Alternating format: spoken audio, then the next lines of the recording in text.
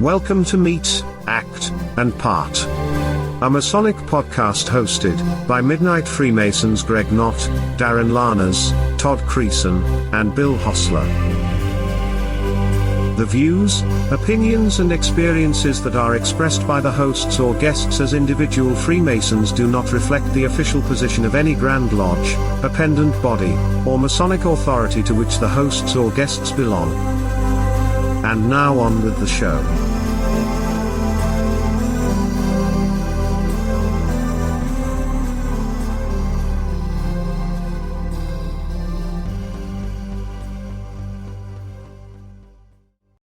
Hello, everyone, and welcome to another exciting episode of Meet, Act, and Part. And we've got a great episode for you tonight. But before we get started, as we always do, let's introduce ourselves. I'm one of your co-hosts, Greg Knott. And I'm Bill Hostler. I'm Darin Laners. So welcome again, everybody. It's been a while since we've all gotten together, but summer, as we speak, and have recorded this, literally ended about an hour ago, Central Time, 8:04, if anybody was wondering. 8:04 Central Time, summer was over. So welcome to fall. So our first fall guest is the Junior Grand Warden of the Grand Lodge of Kansas, Derik Hockett. And Derik, thank you so much for jumping on here tonight. We understand that you actually been to Lodge already today, so appreciate you jumping in here after a Lodge meeting. Yep, I'm glad to join you guys. So if you can, Derik, talk a little bit about your Masonic journey, Derik, and what maybe got you interested in Freemasonry. Originally, what got me started into Freemasonry, I graduated from college and lived away from where I grew up for 6 or 7 years, and returned home for a better job opportunity, and I was kind of in a interesting place in life. My wife and I, we got married kind of late. We didn't have kids till we were like in our 30s, and so moved home. A lot of my friends and stuff had moved away and on to other things, and so kind of reintegrating back into the community and getting settled back in, and was kind of political views and all that kind of stuff were a little bit different, and trying to find a place to land, a group of guys to associate with. And I was working in the oil and gas industry, and one of my coworkers, he was my control board operator. He was the guy that would call me out in the middle of the night when we had things that needed to be worked on or fixed, and ran across him. And the Masonic Lodge was one of the things that we did annually. Is we did funnel cakes and tater twisters at the county fair. And I ran back into Rusty, and I was like, "Hey, Rusty, I didn't know you were a Mason." Anyway, long story short, he got me kind of pulled in, and that's how the journey started. So it was initiated in November of 2007, took fellowcraft in January of 2008, and was raised to a sublime degree of a Master Mason on Valentine's Day of 2008. And so after that, it was, you start talking to family members, and you start finding out, about, I found out that my uncle was a Mason in California, and then my grandpa was I think he was an entered apprentice in Oklahoma. You start kind of uncovering all of these family histories that you didn't know about. So that was kind of fun, and so that was how I got started in the lodge. Well, that's great. So I guess I was raised about 5 months before you. So and I was raised in November of 2007. So you and I have been about the same length of time. So I guess with that sort of perspective, I mean, obviously you've jumped into the Grand Lodge line already in Kansas. If you can, tell us about the jurisdiction of the Grand Lodge of Kansas, and maybe how many members there are, and those kinds of things. Sure. And so that journey kind of into the Grand Lodge line, it started with a phone call, kind of serendipitously. It was past Grandmaster Cole Presley. He called and asked if I would be interested in serving as a district deputy grand master. So that's part of the structure of Kansas, Grand Lodge of Kansas. We have area deputies and district deputies. And Cole selected Most Worshipful Michael Stoops as his selection to get on the Grand Line. And then, of course, Most Worshipful Stoops asked me to be his Grand Senior Deacon. So kind of a cool lineage. Cole was there for me at the beginning when he asked me to be a district deputy, and we share that Grand Lodge lineage. So served a couple of years as a district deputy, unappointed Grand Standard Bearer in 2019, 2-year term as an area deputy. And within the district or the Grand Lodge of Kansas jurisdiction, area and district deputies is kind of where we look. They're the representatives of the Grand Master. They go out to the lodges and serve as his representative, and that's kind of the pool that they look at for membership development. So you get a couple of years to kind of get familiar with the Grand Lodge process, and you get on the email list for where all the Grand Lodge events are around the state, and so you a little more visibility, kind of get a feel for kind of what's going on and that kind of thing. Right now, Kansas stands at, I did a little bit of homework beforehand, and as of yesterday evening, we're at 12,184 Master Masons, average age of 66.68 years of age, and we've got 186 lodges. Great. Darin? Hey, Derik. I was fortunate enough to meet you at Kansas Masonic-con, so I'm going to just leap right into that, and let's talk a little bit about your impressions. I'll just say I think Alex did a phenomenal job, and it was so heartwarming to see the Grand Line out in support of that event. So I just, from the Grand Lodge perspective, what was your impression? And then I guess personally, what was your impression of Kansas Masonic-con? So, from Grand Lodge perception, Council of Administration, we absolutely supported it 100%. I've got a few notes about that. We'll get into that a little bit more later on when we talk about just kind of what's going on in the state of Kansas as far as Freemasonry. But personally, for me, man, it was just it was a fire hose. It was so much, not just from the value that we got out of all the presenters, just the actual content of what they presented, but the way Alex did it, the venue, and you nailed it. He did an outstanding job. And maybe that was my first Masonic-con experience, and so my perspective is definitely fresh eyes. And so to hear you, Darin, say that he did an outstanding job. I know you've been to other Masonic-cons and have a different point of reference than I do. It's really, it makes me feel good. Alex does a ton of things for us, not just as Kansas Lodge of Research.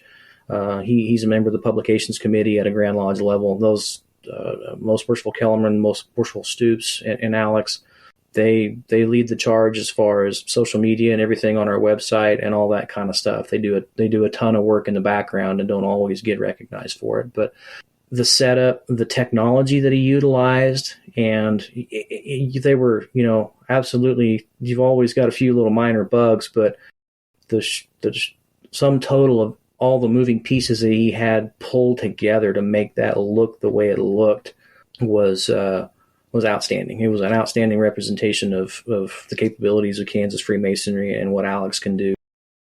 Again, the presenters were great. I thought we had to adjust kind of midstream. Jonte Gold, Right Worshipful Jonte, he had a personal medical thing come up. He wasn't able to attend in person. And without missing a beat, we switched him over. We pulled him in remotely, and he was still able to present to the in-person crowd and the online group as well. And you had mentioned, all of our COA officers were there. As a council of administration, we've got a strategic plan. Well, that's one of the things that one of my talking points for a little bit later, but I think that kind of speaks to where we're at as far as looking at the craft and what the craft needs long term. and being open to something different. And boy, howdy, did we really, that was a huge win, not just for Alex and Kansas Lodge of Research, but for Kansas Freemasonry to be able to put that on and kind of show us off a little bit. Like I said, the technology, showing that capability, that's something that from the Grand Lodge level down to the individual lodges, there's a lot of opportunity to learn there as well, for sharing Masonic education. Depending on the lodge, I know not some lodges, that's not their thing, but seeing that set as the example is really cool. And the other thing too, and I'm really thankful for you, Darin, for traveling all that way, and for RJ and Joe and all the presenters that came in. Mike Jarzabek, I'd been on a couple of podcasts with Mike before, and his presentation that he did on Brother James Naismith was really profound. So, and I wanted to recognize you too for that question that you asked about rites of passage and masculinity. That one's kind of been stuck in my head a little bit, been kicking that around and looking for different ties, and how that ties in the different aspects of Freemasonry. So that's kind of my whole thing on Kansas Masonic-con. Big win for us. We're excited for next year. Absolutely going to pour more support into it. Alex pretty well took that on all his own. We were there to support, but we're definitely going to keep pushing that along, and again, looking forward for next year.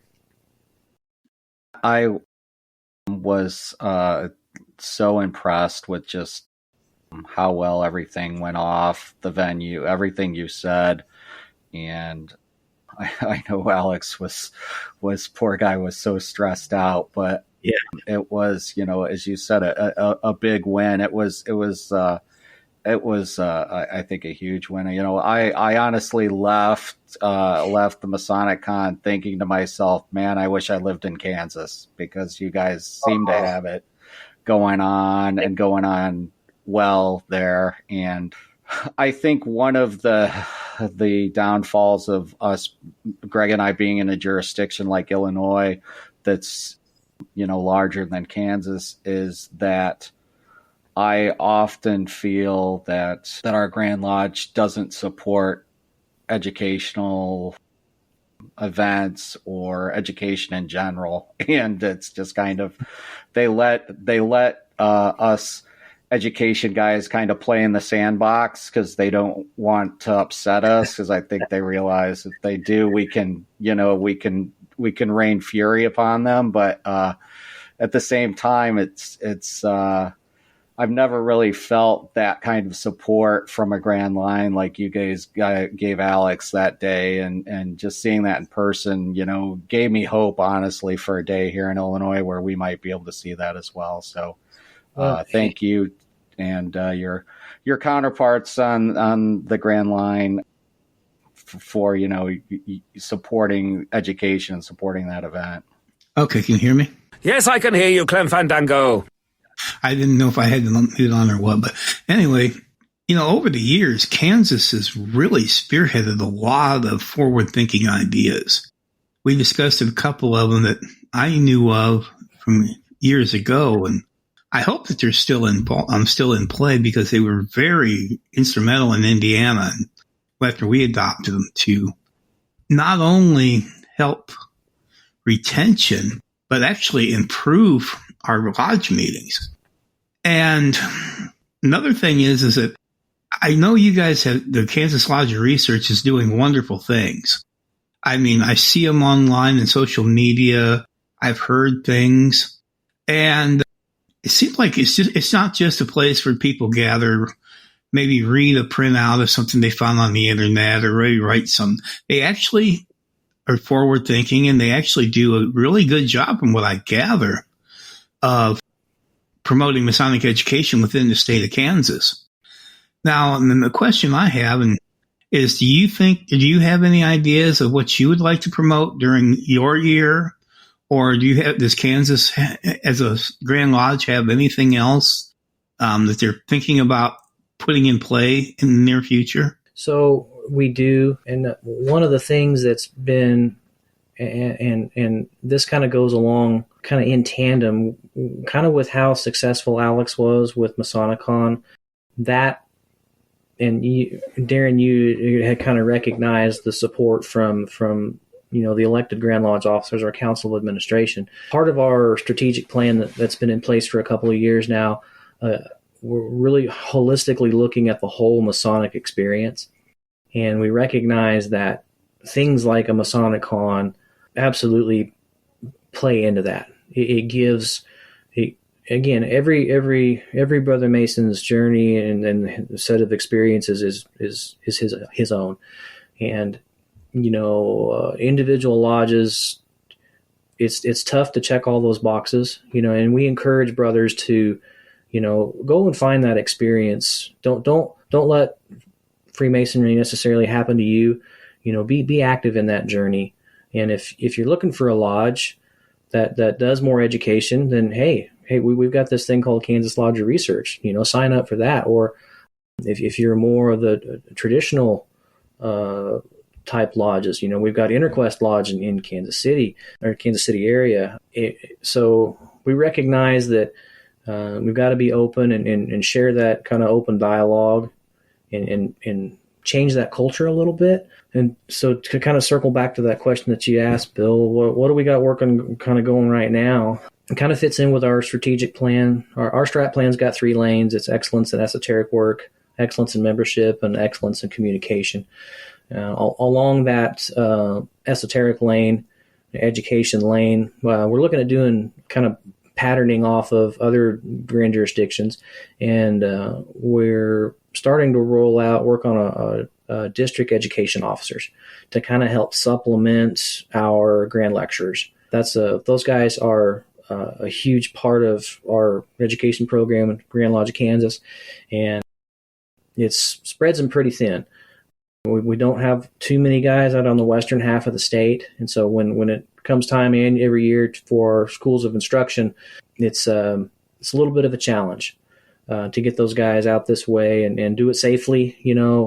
We recognize traveling and driving that's one of the most dangerous things we do, and so we're not only does the district education officer offer more opportunities for the craft. I mean, maybe you don't want to be a grand lecturer, but if you're proficient and you're in the right place, we want to be able to offer that opportunity up so that you can go help put on, a short school, or if a lodge has something specific that they want help with, maybe they don't need a full-blown annual school of instruction, or maybe they don't want to wait that long. We want to be able to put those brothers in place to help fill those needs on a more timely basis. So that's one thing in particular right now that we've kind of got going, filling that education piece as part of the whole experience. Derik, I'm curious, one of the things I've observed in Grand Lines over the years is in any body, as the line rotates through very quickly, the continuity doesn't survive, the plans, the strategic plans, or whatever the initiatives might be. Do you think in Kansas you're going to be able to sustain that, with the people behind you? Has everybody bought into where that's going to be, implementable more than 1 or 2 years?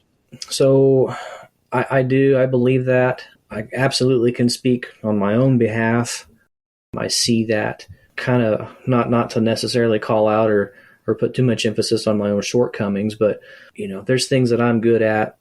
I've definitely got my strong points, but it gives you a little bit of peace of mind when you can be reflective. You slow down and really look at what you're good at, what you're capable of, and understand that I've got other Grand Lodge officers around me who have other strong points, and that we kind of focus those back in on our strategic plan, and we all complement each other because we know that we're all moving in the same direction, and it really adds a lot of comfort.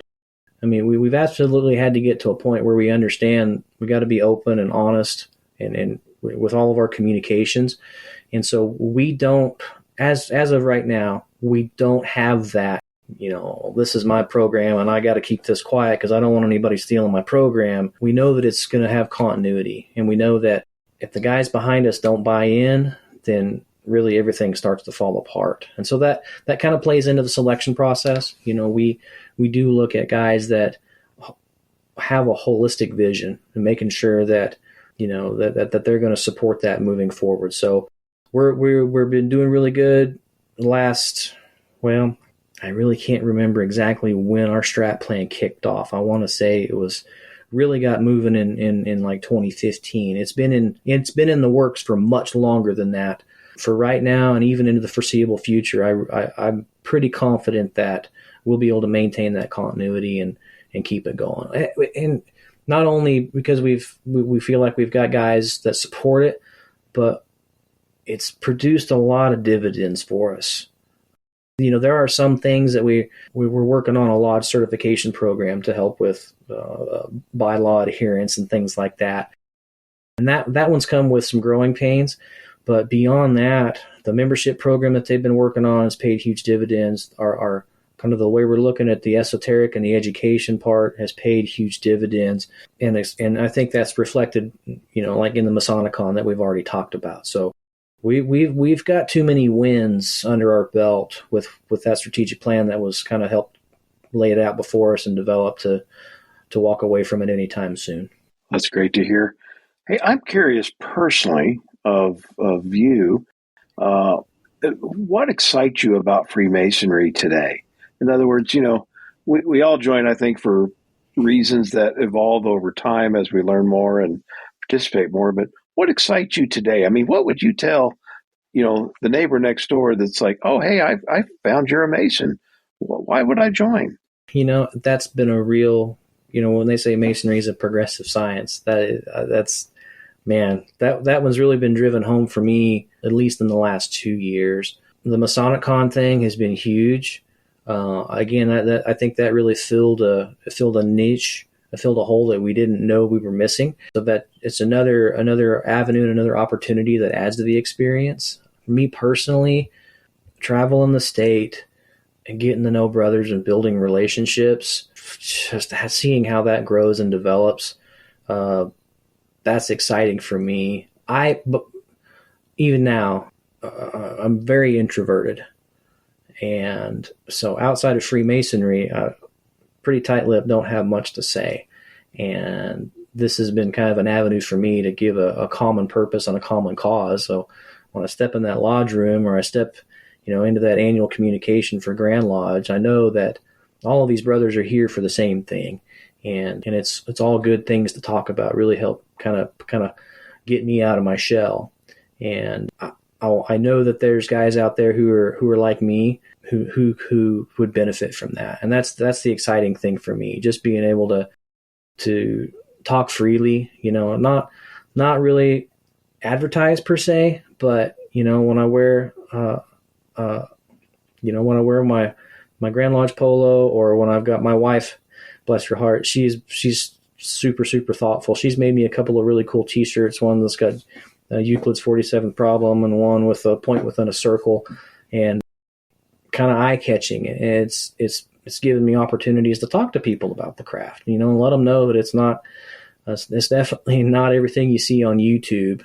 And so the strat plan is giving us opportunities to really want to talk about Freemasonry. It's helped me be more comfortable and want to share that with anybody I can. Yeah, so you mentioned advertising, Derik, and we just had talked to some of our brethren in Wisconsin regarding some advertising they're doing up there, and they're doing some really active kind of advertising. I know different jurisdictions have different opinions on that. What, I guess, is your jurisdiction's opinion, and what's your personal opinion on it?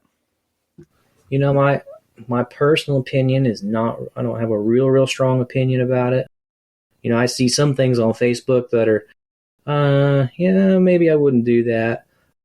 That's another thing that ties back in with our strategic plan right now. Our publications committee, they're working with a firm, and we're actively developing an outward-facing campaign. So, you have to do it to a certain degree. but you've got to be smart about it.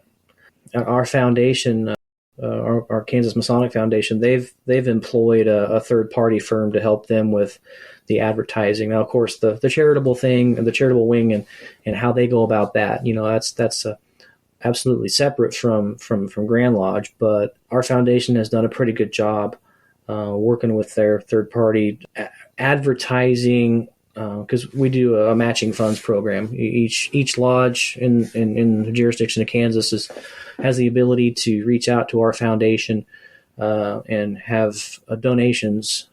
They're allowed $2,500 a year, and so they can have request matching donations. So if they want to give $500 to the senior class, they can do $500 and then ask for a match from our foundation, and then the foundation has a little information sheet that we fill out with that, and then they give it back to their PR firm, and then the PR firm kind of elevates that, does some things on social media and local newspapers to help just kind of show the charitable side and the good work. So I don't know what the time frame is on our outward facing campaign, but it's coming pretty quick. I think especially in today's world, we really have to kind of think about doing that sort of outward reaching advertising. And I know there are probably some guys who will hear this in harumph, but at the end of the day, we're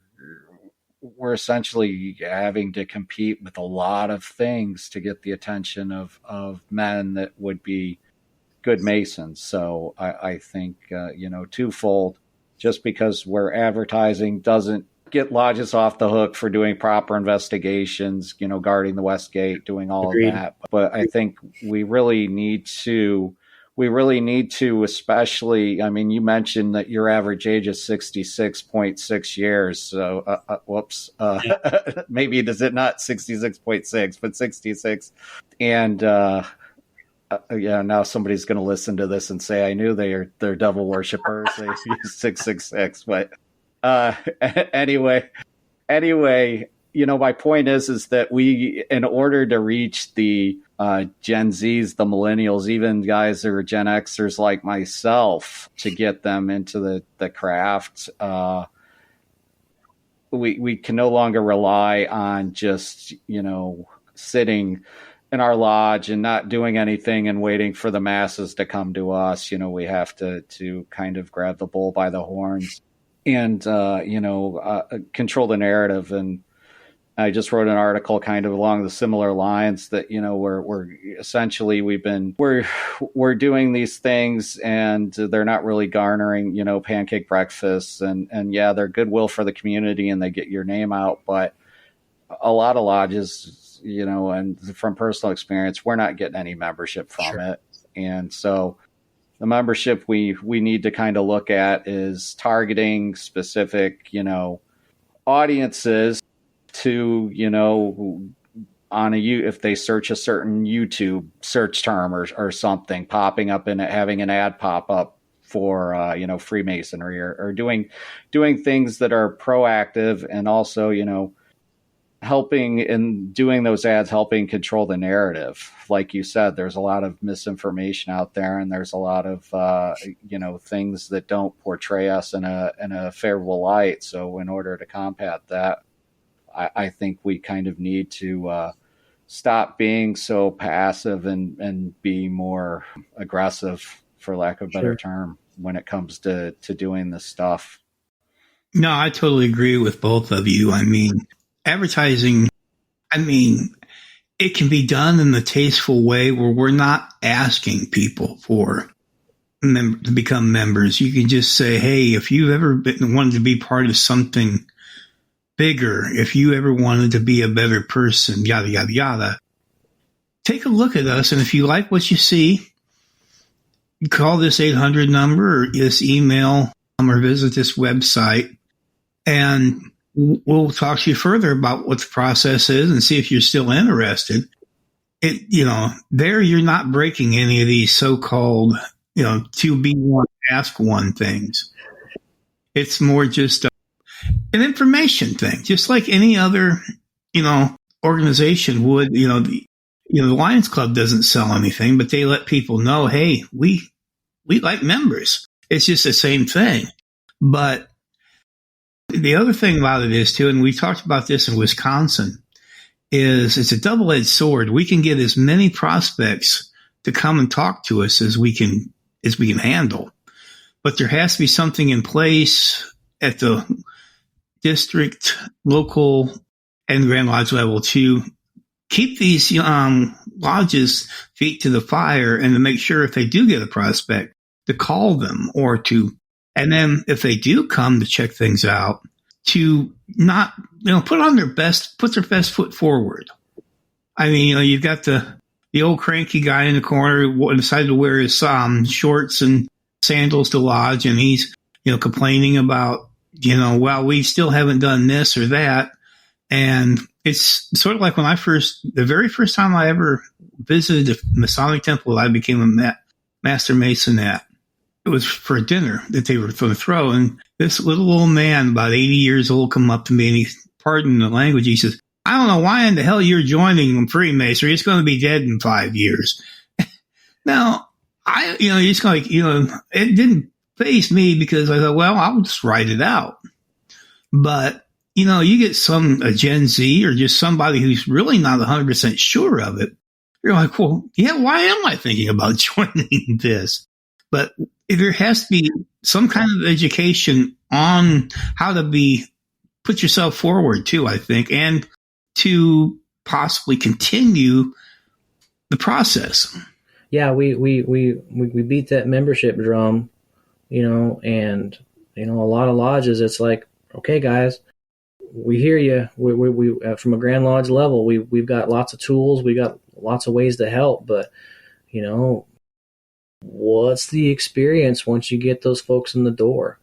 Not just first impressions for a meal or an investigative committee discussion, but after bringing brothers in and raising them to that sublime degree of a Master Mason.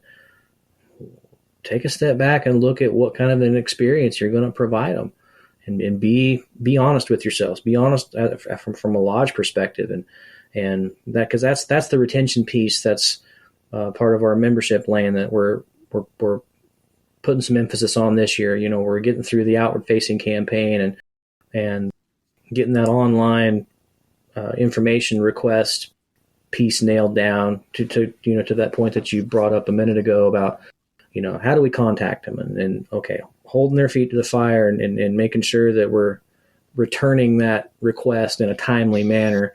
And then once we get them in, give them that fulfilling Masonic experience and being able to be reflective and say, yeah, I can look at my lodge and I can say, yeah, we're going to be able to do that. We're going to be able to do the best we can. Yeah, because that's another aspect. I truly don't believe we have a membership problem. We have a retention problem. I've been saying that for decades. And I call it service after the sale. Sure.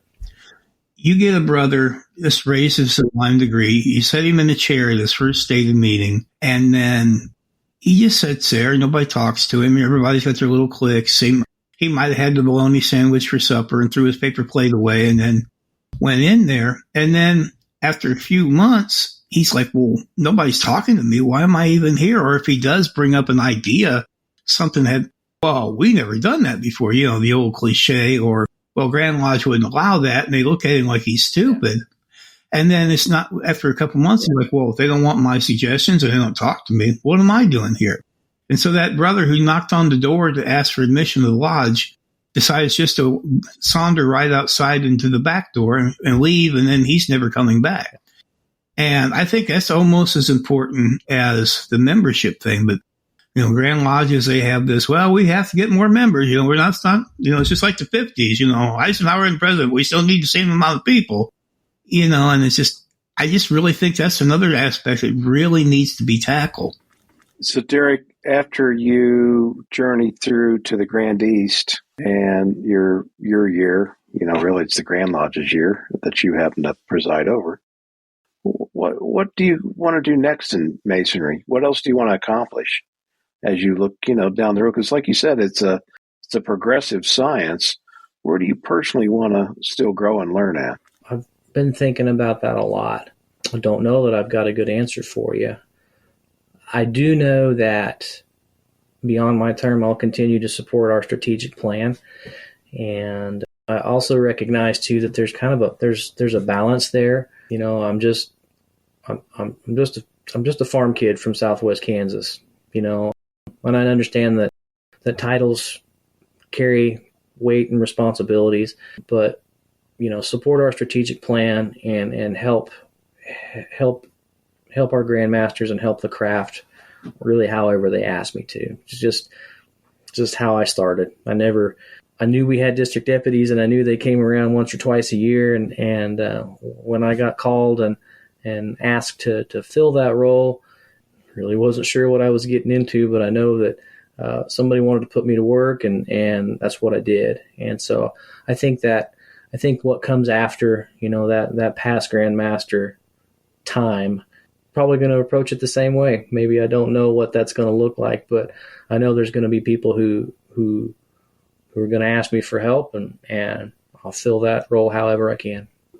Personally, I don't think you're going to have any problems once you leave the East, because usually a lot of times if you stay active, there's always committees to serve on for Grand Lodge. There's other things that you can do, and just maybe, like you said, just mentor other brothers who, need a little encouragement or need, and you might even meet a guy who's on the fence about not staying in, and you could always talk to him and give him your opinion, and hopefully that keeps him in. Sure.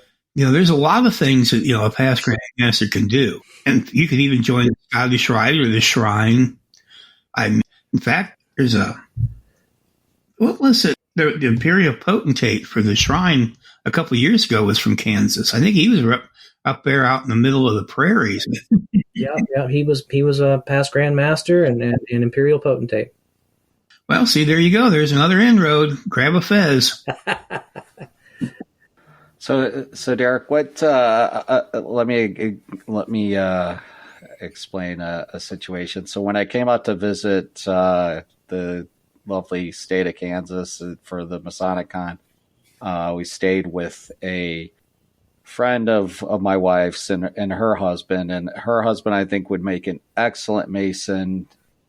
And he seemed very interested in what I was doing. So what would your elevator pitch be to him, or maybe any other potential Freemason out there in your state? What would you tell them, or what, if you had 30 seconds or a minute in an elevator, what would you say to them if they asked about Kansas Freemasonry? Yeah, Alex Powers, he gave a presentation kind of around this at our Leadership Academy last weekend. Kind of talked about being an ambassador of the craft. We're all ambassadors for Freemasonry, and that I kind of look at those situations definitely as opportunities, kind of subjectively, depending on how they ask the question and maybe how well I know and what the relationship is. Maybe it's somebody I don't know. I always just try to tell people that it's an opportunity to slow down and be able to take lessons from the world in a structured way that just kind of opens your eyes. And I always try to stress that piece about slowing down.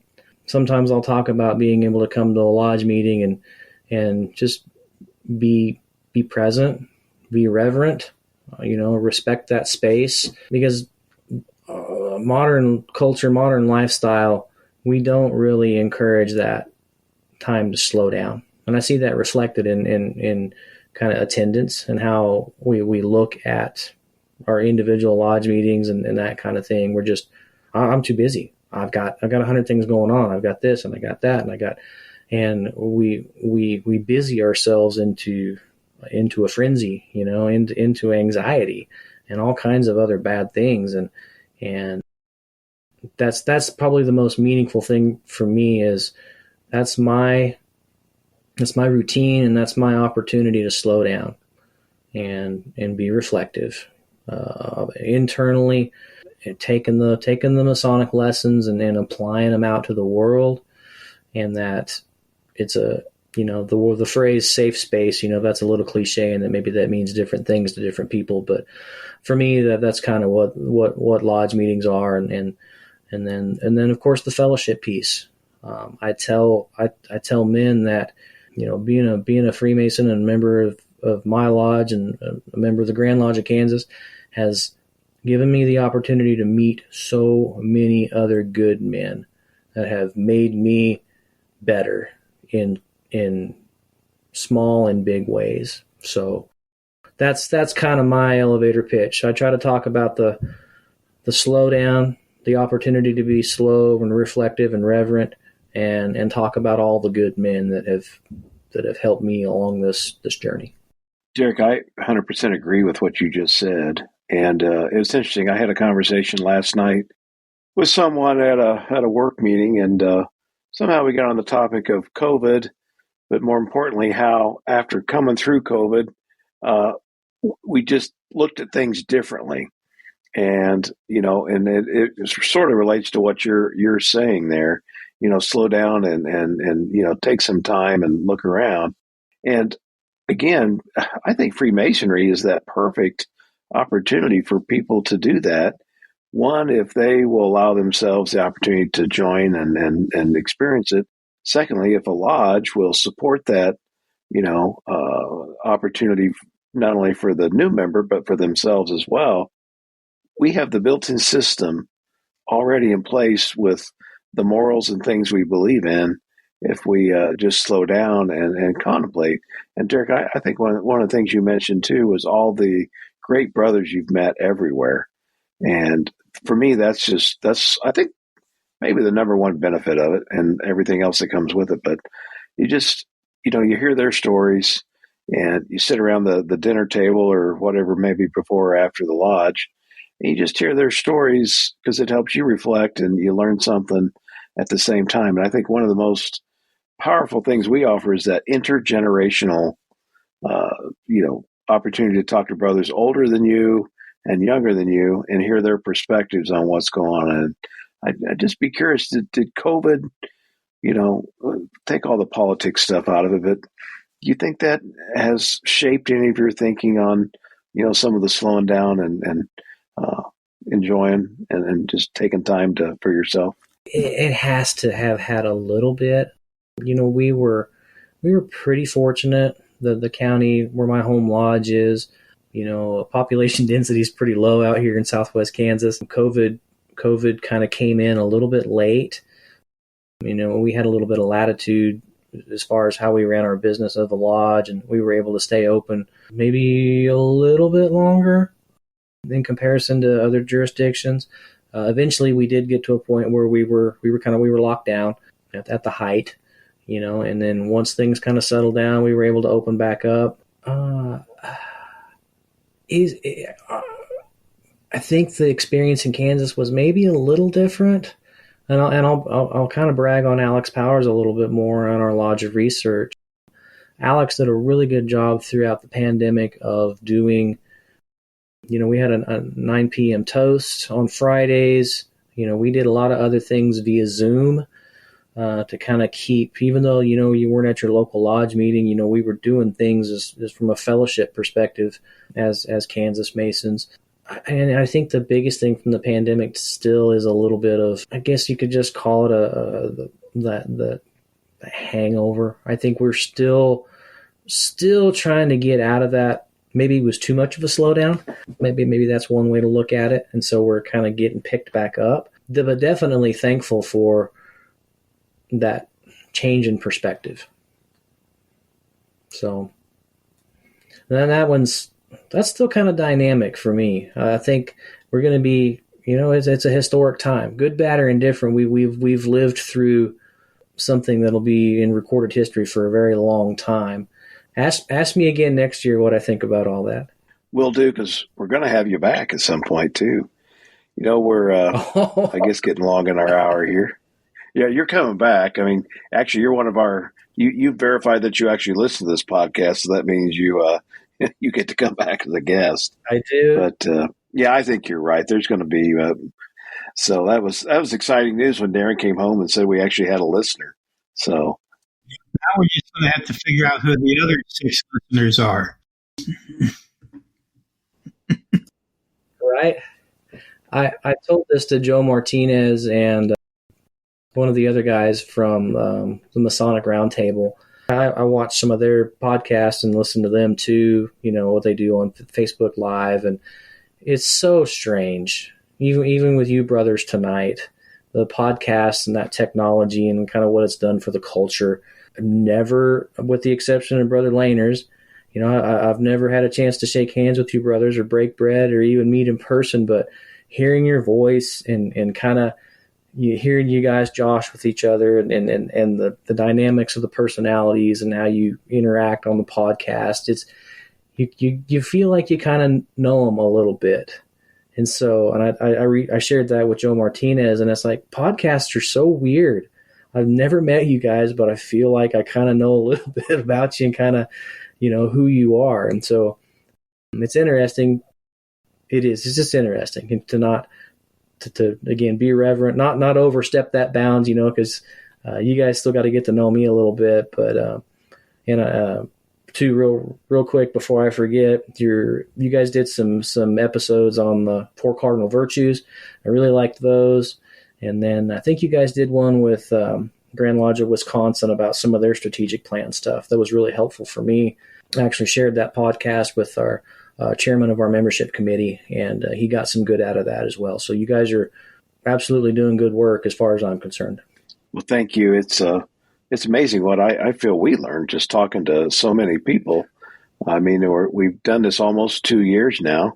I can't remember what episode, Darin, number this is, but 51. It gets up there. We were 51. Gosh, we're just really rolling along.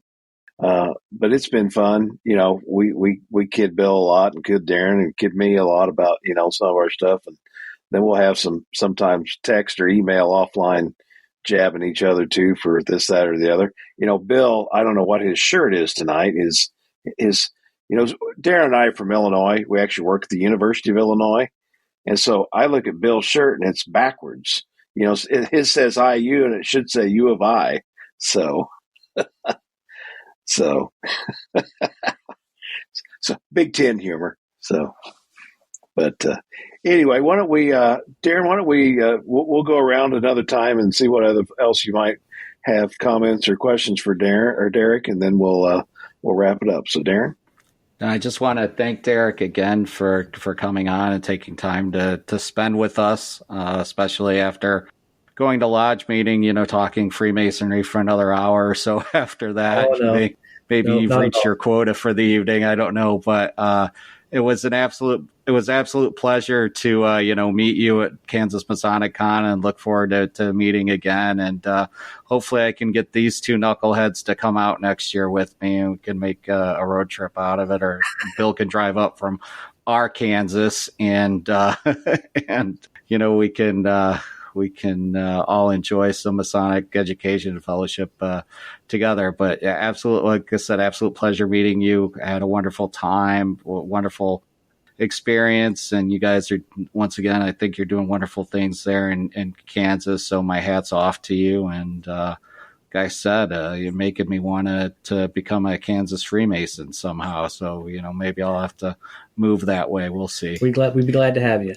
And Derik, I not only want to thank you for joining us on our show tonight, but also thank you for listening to us and passing along the podcast to other brethren. It's things like that. Word of mouth is really how this show grows. And so it's things like this as we really need. And so I want to thank you for that. And I'm really glad to talk, because I've heard so many good things about Kansas Freemasonry in the last few years that I was kind of curious of what you guys do, and I'm really glad to see that it's going forward, and I just hope it continues to go on. And I almost made it out there to Kansas Masonic-con, but something came up at the last minute, as it always seems to do. But yeah, I hope to have you back again really soon, and thank you everybody else for listening to the podcast. And remember, we also have a Patreon page, and we could use your help. These things don't pay for themselves. So I'll shake the tin cup and as we go by the offering plate. But I'll just thank you very much, and I hope to see you again on here really soon. Well, Derik, let me just wrap it up again by saying thank you. Thank you to the Grand Lodge of Kansas for all the great initiatives you got going. That strategic plan sounds awesome. The fact that not only you put it together, but now through successive, changes of leadership, you still got it going. And that's really what's important. It's never about one individual per se. It is about the craft at large. So really appreciate you being a listener, and would love to meet you sometime. I drove through the length of Kansas this summer. I went to New Mexico, and actually I'm going back that other direction. I'm going back in 2 weeks. So I'll wave at you as I come through the state of Kansas. Well, Derik, thank you again sincerely for joining us. So, and thank you to all of our listeners, and we appreciate you tuning in to Meet, Act, and Part. And until then, we'll see you down the road. Thank you for listening to Meet, Act, and Part. For more information about our show, visit our website at www.meetactandpart.com. While there, please consider supporting the show by sponsoring us on Patreon. Until we meet again, may we meet, act, and part.